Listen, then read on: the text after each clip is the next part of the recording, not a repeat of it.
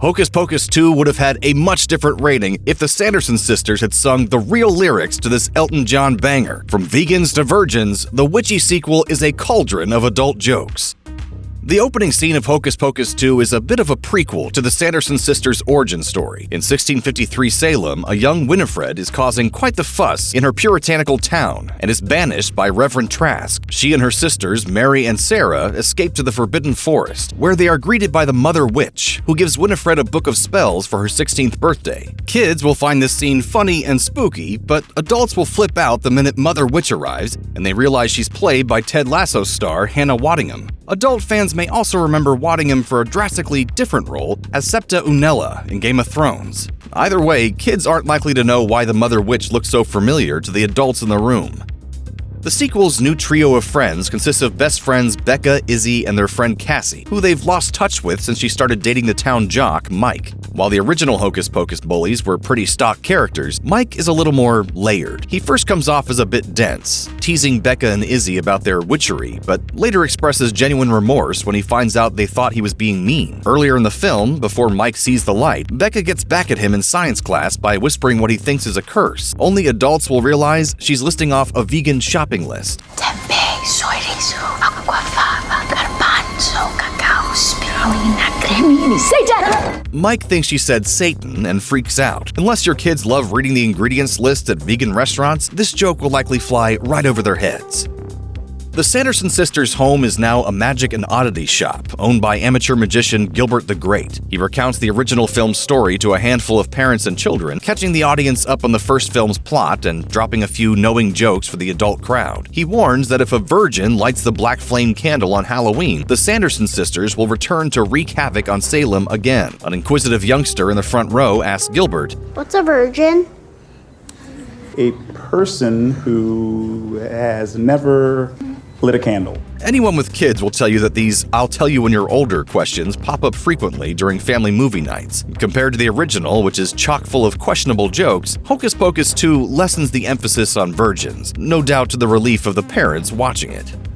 Becca and Izzy go into the Forbidden Forest to perform their annual Halloween ritual with what they think is a fake black flame candle. Unbeknownst to them, it is real. Once lit, the candle unleashes the near 3 decades dormant witches, and their return is just as iconic as the first time. The ground cracks open with a red glow, lightning strikes, and they even black out the moon. When the lights come back up, Bette Midler, Sarah Jessica Parker, and Kathy Najimy appear and unleash a hilarious song and dance. The song choice is "The Witches Are Back," a playful and kid-friendly rendition of Elton John's "The is Back." The randomness of the song is called out by Izzy twice. First, when she says she doesn't know what to do, but she literally can't stop watching them. And again, when the girls are running from the singing trio and she asks, "Who are they performing for?" It's a wink to the audience that breaking into a song is ridiculous. The filmmakers know it, and they also know that fans will love it. Given one of the most iconic scenes from the original is when Bette Midler sings a witchy remix of "I Put a Spell on You," we'd welcome even more musical numbers if Part 3 ever flies our way. Once cornered by the witches, Becca and Izzy think on their feet and claim to be 40-year-old witches. Yeah, I mean, we eat young souls all the time. They also tell the Sandersons that the sisters are their idols. Flattery will get you everywhere with Winifred and company. They further convince the witches that they no longer have to brew potions. They head off to Walgreens to consume all the youthful energy they can find. From confusing fluorescent lights with the witch in another coven, to being terrified of automatic doors, to the return of the iconic head swivel walk from the original, this entire sequence is a joke a minute for adults. The real treat comes from the multiple mistaken delicacies they find in the skincare aisle. Winifred sips a lotion called Babyface. Delicious. Floral with a woodsy finish. Mary holds up a face mask and thinks it's a child's face while gleefully nibbling. The physical comedy will keep the kiddos laughing, but the wordplay and fish out of water gags will have the parents howling.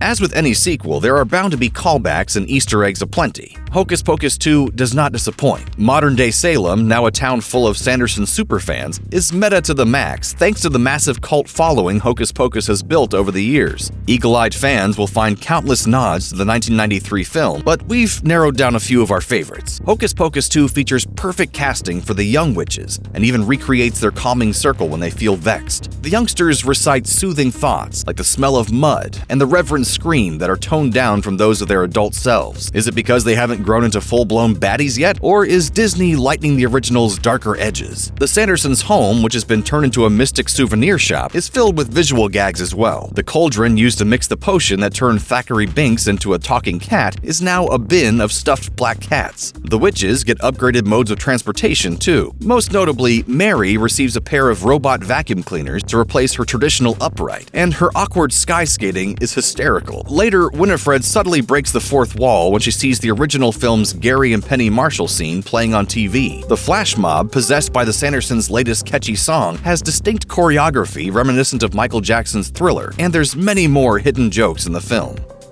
Another setting loaded with visual gags and puns is the Salem Scarefest. You'll have to pause multiple times to catch everything, so we'll do our best to list the more adult-skewed jokes. Various booths feature Halloween puns like a haunt mess, lifestyles of the rich and famous, and a baked goods stand called Irresistible. There's also a barbecue booth, Bon Appetit and Gravy, and a bar where you can lift your spirits. The mayor raves about Sandy's Candy Cauldron, a nod to Disney World's Candy Cauldron confectionery shop. You have to have one of her caramel apples. It'll change your life. The Sanderson sisters misinterpreting the festivities are another gleeful source of chuckles for grown-ups. Mary sees two men bobbing for apples and comments, They're drowning a man! How charming! Another vendor is dressed as a witch selling poison apples. Winifred smirks and advises her, Oh, thou must never announce that they are poison, sister. No one will eat them if they think they're deadly. Amateur. When the Sanderson sisters take the stage, they unwittingly enter a costume contest based on them, featuring a trio of young girls, a husband and wife with their daughter, a few adult women, and 3 drag queens. These contestants are meta-representation of the different generations and demographics that have fallen in love with these sisters. You may recognize RuPaul's Drag Race cast members Ginger Minj, Cornbread, and Kimora Hall. These aren't just random cameos. They represent the film's acknowledgement of the queer community's impact on the legacy of Hocus Pocus. According to Rolling Stone, the original film put a spell on the drag community. Countless Hocus Pocus drag shows popped up around the country in the years following its release. Clairvoyance, a drag queen from Orange County, told Rolling Stone, regardless of where you are in the world, if you go to a gay bar during Halloween, you will find 3 drag queens. One with a blonde wig, one with a red wig, and one with a black updo. They're going to be performing I Put a Spell on You, and it's going to make you want to scream and throw your $1 bills away. This sequence is a love letter to the sisters' most avid fans. The movie's final frames find the new coven of Becca, Izzy, and Cassie with the Book of Spells mimicking the Sanderson sisters' instep walk and head swivel. Just before the film cuts to black, a familiar bird swoops in, hinting the Mother Witch is back and ready to train this next generation of witches. We'll have to wait until part 3 to find out if Becca and her friends turn evil or if they defy the whole child-eating part of witchcraft. Either way, there's one more stinger to get fans excited. After the credits roll, Cobweb hops on a shelf next to a box labeled BF Candle Number 2. It's safe to assume this stands for Black Flame Candle Number 2, which means we haven't seen the last of the Sanderson sisters. Is this just a fun tag, or are there hopes for more bewitching fun? People magazine reports that Sarah Jessica Parker told Extra in an interview at the New York premiere, Bet is already starting rumors. I hitch my wagon to her star. If she wants to do a third one, no one says no to the divine Miss M.